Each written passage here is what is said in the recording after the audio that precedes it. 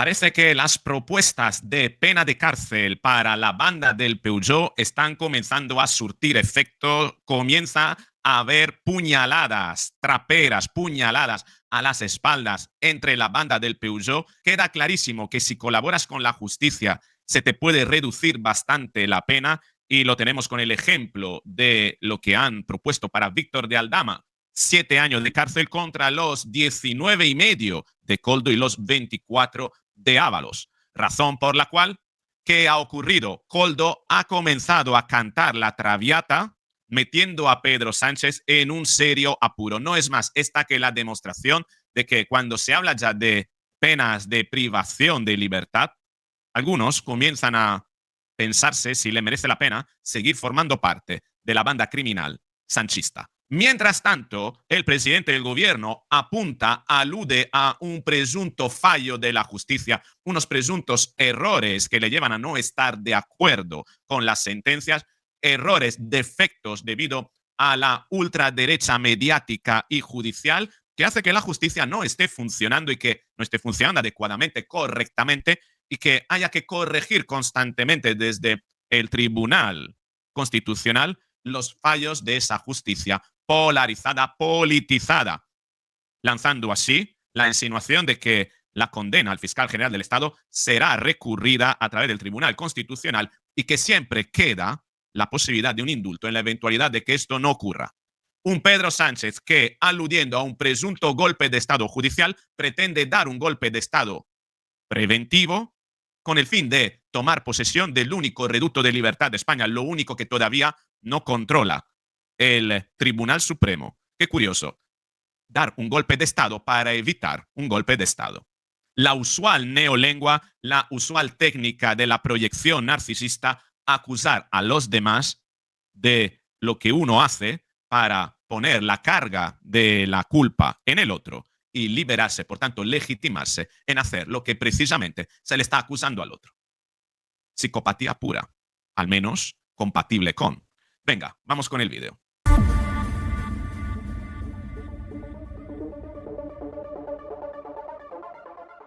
Así es, esta es la banda del Peugeot, 19 años y medio, al que está ahí con los mocasines sin calcetines y el pie en la pared, Koldo. 24 años para Ábalos. No sabemos lo que serán los años que se le pide a Santos Cerdán, pero podrían ser seguramente menos de 24. Va a ser difícil y queda una gran incógnita. ¿Cuántos años se llegará a pedir para el número 1 cuando sea el momento? Sí, porque Víctor de Aldama, lo analizamos en otro vídeo, ha hecho una declaración, ha dejado muy claro que su objetivo es meter a Pedro Sánchez en la cárcel, ¿no? Veremos si lo resolverá.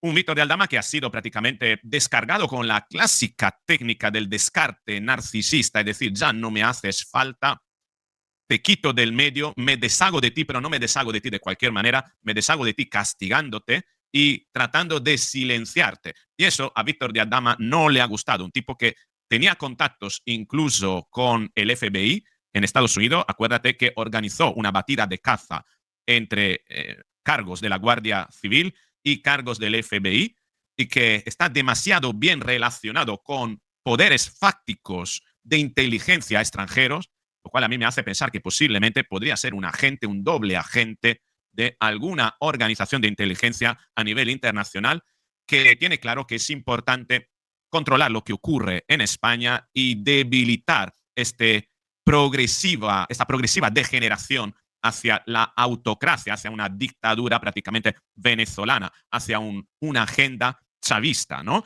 Y de hecho, fíjate cómo todo esto, el hecho de que a esta gente se le haya pedido ya, se le haya propuesto la semana pasada años de cárcel, y que, claro, el agravio comparativo es brutal. Es decir, si colaboras con la justicia como hace de Aldama, la propuesta son 7 años. Y ojo, de Aldama actuará como el pollo Carvajal está haciendo con la justicia americana. Cada vez que hay una propuesta de pena, irá soltando más información para reducirla progresivamente. El pollo Carvajal en Estados Unidos tenía la lectura de la sentencia el 29 de octubre. Consiguió aplazarla a cambio de más declaraciones al 19 de noviembre. Y finalmente, a cambio de más declaraciones, la ha aplazado hasta el 12 de febrero de 2026. fíjate, la estrategia para reducir las penas, ¿no? Víctor de Aldama está usando la misma estrategia y los otros están viendo que esta estrategia está funcionando. Tan solo 7 años para Aldama, mientras Ábalos debería estar más de 3 veces de tiempo, 3 veces de tiempo más en la cárcel. 24 años, ojo, 19 y medio para Koldo. Y Koldo ha dicho claramente, habrá pensado que no quiere estar tanto tiempo en la cárcel y que debe cambiar su posición y su actitud hacia la banda porque la omertad, el pacto de silencio ya no sirve, razón por la cual Koldo demuestra comenzar a colaborar para reducir la pena. Koldo corrobora que condujo a Sánchez a reunirse con Otegi en un caserío tras desmentirlo el gobierno. Lo que publica El Español es verdad. No hay que olvidar que en aquel momento, no sé si en aquel momento Otegi seguía formando parte de, es decir, seguía no, era oficialmente parte de la banda terrorista, pero cuidado con esto. Que Pedro Sánchez para formar gobierno se haya reunido en un caserío a escondidas con un terrorista sin estar en su agenda pública, ya suena a borrado de pruebas del fiscal general del Estado, ¿no? Nadie en su sano juicio se reúne a escondidas en un caserío como si fuera un bandido, si no fuera para tramar algo oscuro, ¿no te parece? ¿No? Bueno, esta es la demostración, de todo caso, de que posiblemente esta propuesta de penas de la semana pasada esté comenzando a hacer mella en la banda del Peugeot y que la gente comience a hablar y que pronto tendremos a Pedro Sánchez señalado. Un Pedro Sánchez que, sin embargo, no está siendo señalado por parte de Leire Díez. Leire Díez. ¿Qué ocurre con Leire Díez? Bueno, lo que ocurre con Leire Díez es que hoy ha salido esta noticia, una Leire Díez que está todavía protegiendo a Pedro Sánchez. Hay un vídeo de la fontanera del PSOE donde ella dice que no conoce a Pedro Sánchez.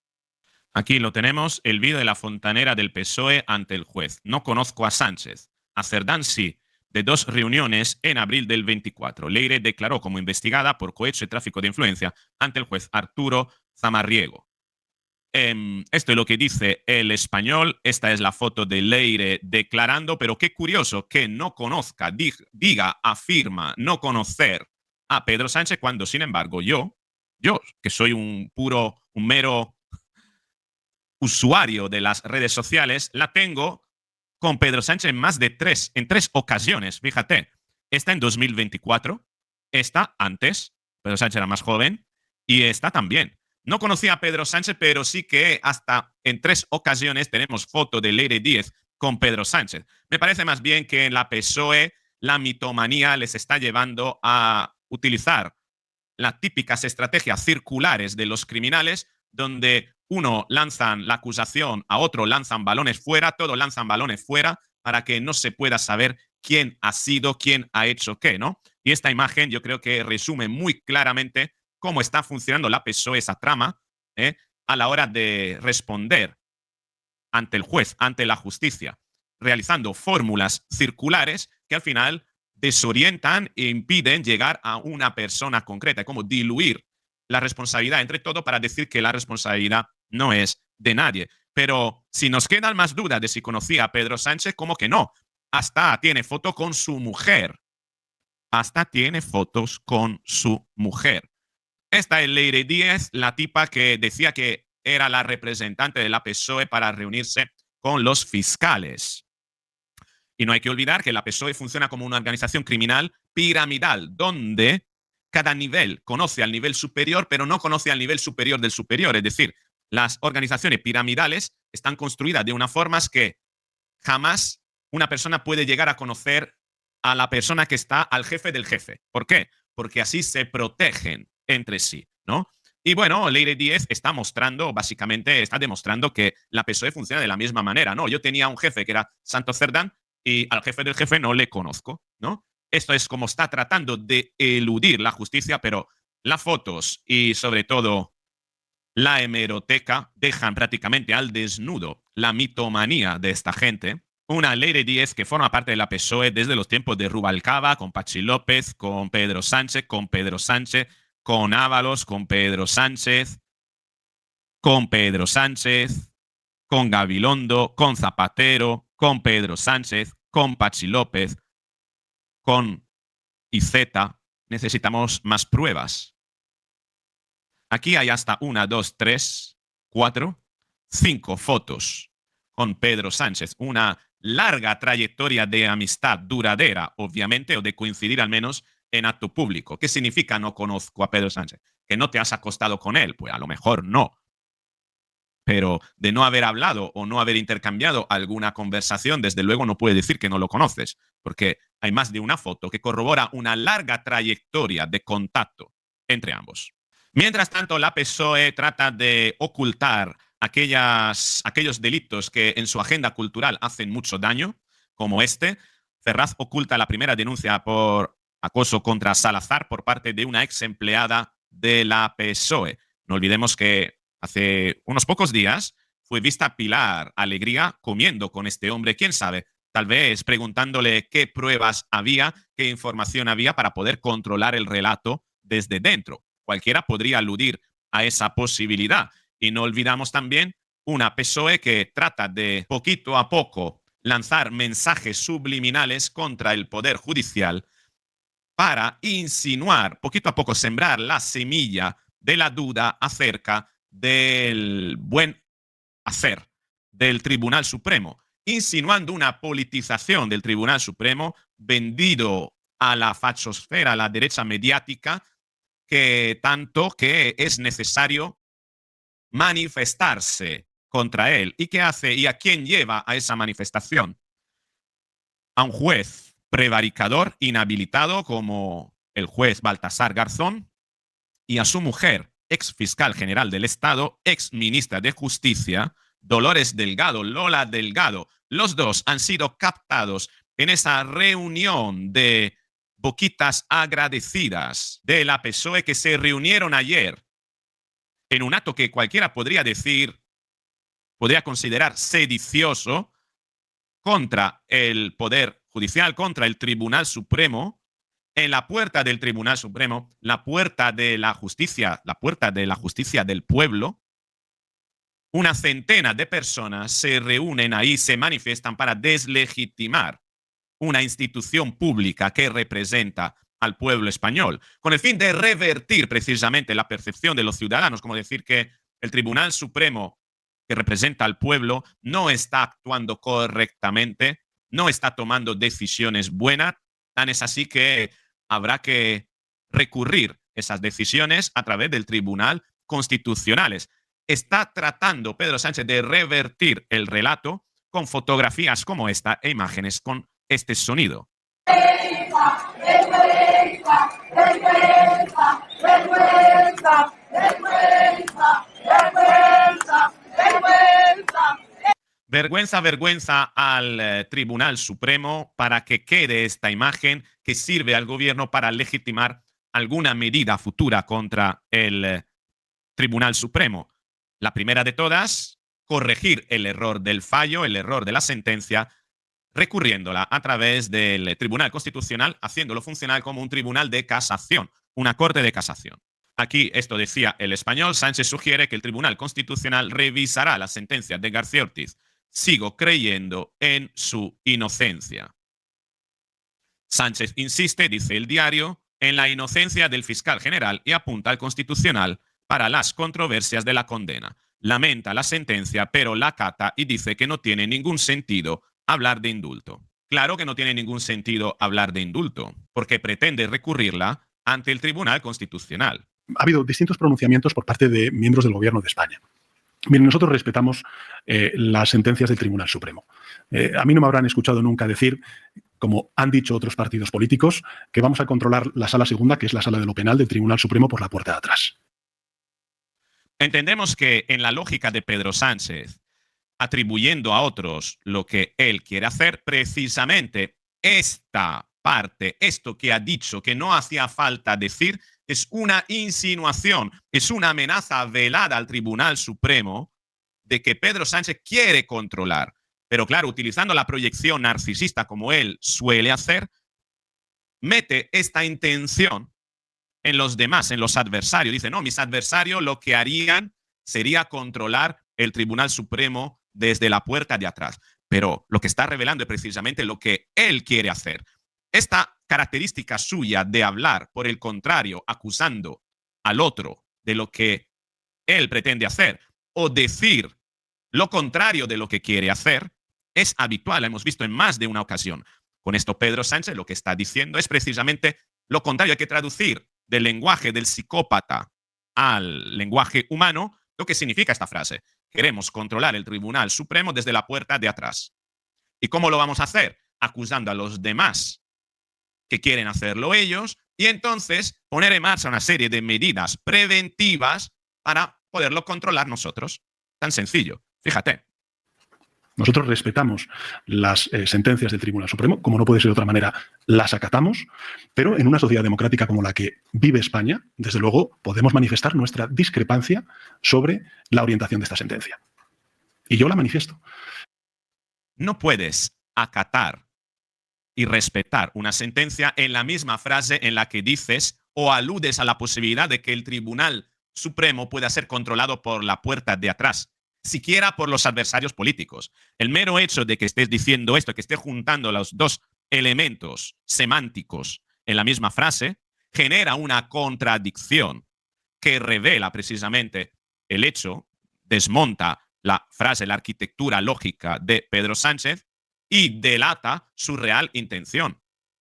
Él no respeta esa sentencia y, por tanto, hará lo posible para evitar el golpe de Estado de la justicia a través de medidas preventivas que protejan, te lo venderá así, que protejan la democracia del país, protegiendo la justicia. Y la manifiesto porque creo en la inocencia del fiscal general del Estado. Y porque creo, además, que en los testimonios que han dado periodistas acreditados... Pedro Sánchez dice que cree en la versión del fiscal general del Estado. Ya, pero es que en los juicios las sentencias no se dictan en base a lo que uno cree. O lo que uno cree, yo puedo creer que mi pareja me pone los cuernos o no me pone los cuernos. Pero lo que uno cree no necesariamente son los hechos. Las sentencias no pueden basarse en creencias. Y aquí Pedro Sánchez está demostrando que toda su arquitectura se basa en creencia, como si hubiera que creerle al líder mesiánico de los fiscales, porque es el líder mesiánico de los fiscales. Porque a él se le cree, al fiscal general del Estado se le cree, no se le tienen que exigir pruebas. ¿Y cómo se le puede creer a un tipo que, teniendo las pruebas de su inocencia, entiéndeme con lo que quiero decirte, teniendo la prueba de su inocencia en el móvil, las borra? ¿Cómo se les puede creer a un tipo que tenía a disposición en su teléfono móvil la prueba de que era inocente y las borró? Qué curioso, ¿no? En base a eso, es decir, ahora las sentencias, para Pedro Sánchez, la justicia tiene que ser emocional. Se debe basar en lo que uno cree, no en los hechos, en la comprobación de la evidencia, en lo que uno cree. La justicia, bienvenida a la nueva justicia emocional del sanchismo, que es como funciona la justicia chavista. Vamos a seguir escuchando. Testimonios que han dado periodistas acreditados de una dilatada experiencia en información judicial, bueno, se ha manifestado. Es que los periodistas de que él habla acreditado no han dado ninguna pruebas. Es más, no han dado pruebas. Han dicho que ellos dicen que no es el fiscal general del Estado quien ha filtrado esa información, pero no han aportado pruebas. Y que también a esos periodistas hay que creerles porque la justicia tiene que ser benévola, tiene que funcionar en base a que un juez crea o no crea a la versión de los testigos y de los imputados. Si precisamente se celebran los juicios para eliminar la creencia y la emoción y ceñirse a los hechos. Pero aquí a Pedro Sánchez no le conviene eso. Él prefiere decir que los periodistas han aportado pruebas. ¿Qué prueba es? Decir, yo sé quién ha sido, pero no lo puedo decir. ¿Eso es una prueba? No, la prueba son el borrado de prueba, que eso sí es una prueba. La prueba es el mismo comunicado del fiscal general del Estado que reveló datos personales de Alberto González Amador. Y sobre todo hay otra cuestión importantísima, porque en ese comunicado del fiscal general del Estado, el mismo fiscal general del Estado, para supuestamente defender la verdad, está revelando datos personales de un particular. ¿Dónde se ha visto esto? Que su verdad, es decir, su reputación, se debe defender en base a la destrucción de los derechos a la intimidad y a la reserva de los datos personales de una persona metida en un juicio. ¿Dónde se ha visto esto? Eso es un abuso de poder. No podemos decir que creemos al fiscal general del Estado cuando la misma sentencia está ahí. Y sobre todo, todos los esmeros de este hombre, de Pedro Sánchez, para exculpar al fiscal general del Estado, ¿no te has dado cuenta de que no incluyen en momento alguno la preocupación mínima para tutelar el derecho de la persona que ha sido perjudicada? Alberto González Amador. En ningún momento toda esta gente se preocupa de que Alberto González Amador tenga respetado sus derechos, se haga justicia por lo que se ha hecho con él. Al presidente del gobierno no le interesa eso. No le interesa la justicia o rendir justicia al perjudicado. En ningún momento ha hablado de ello. Además, cuando lo ha hablado de ello, ha hablado de, en términos despectivos, de un delincuente confeso. Ahora resulta que el delincuente es su fiscal general. El fiscal general del sanchismo. Qué curioso, ¿no? Si tanto un presidente quiere defender la justicia, ¿por qué no se esmera para que haya justicia con respecto al perjudicado de todo esto, Alberto González Amador? ¿Por qué solo se centra en exculpar al fiscal general del Estado? ¿Y qué es del derecho de la persona perjudicada? Porque en momento alguno hemos escuchado a Pedro Sánchez decir, vale, no es el fiscal general del Estado, pero deberíamos investigar más para tutelar los derechos del perjudicado, ¿no? En ningún momento. Para ellos, lo importante es exculpar al fiscal general del Estado y cerrar el caso. La justicia con respecto al real perjudicado no les interesa. Y eso es señal de que a Pedro Sánchez no le interesa la justicia. De que Pedro Sánchez, cuando habla de proteger la democracia, realmente lo que está diciendo en la neolengua orwelliana es protegerse a sí mismo, incluso ante la exigencia o la necesidad de que, si esto fuera necesario, destruir la democracia de España, aunque te lo venderá como que estará corrigiendo los fallos de un sistema judicial politizado y tomado por la derecha mediática y judicial. Que no te la dé con queso. Esto es el clásico delirio, eso es el clásico darle una y otra vuelta de aquella persona con la que comienzas una relación que te engaña, que te miente más que habla. Pedro, ¿de qué te sirve si mientes más que hablas? Te harán un monumento a la deshonestidad. Si te ha gustado este vídeo, dale al me gusta, compártelo, suscríbete, activa la campanita para recibir el aviso en el momento en el que publique el próximo vídeo y nos veremos pronto.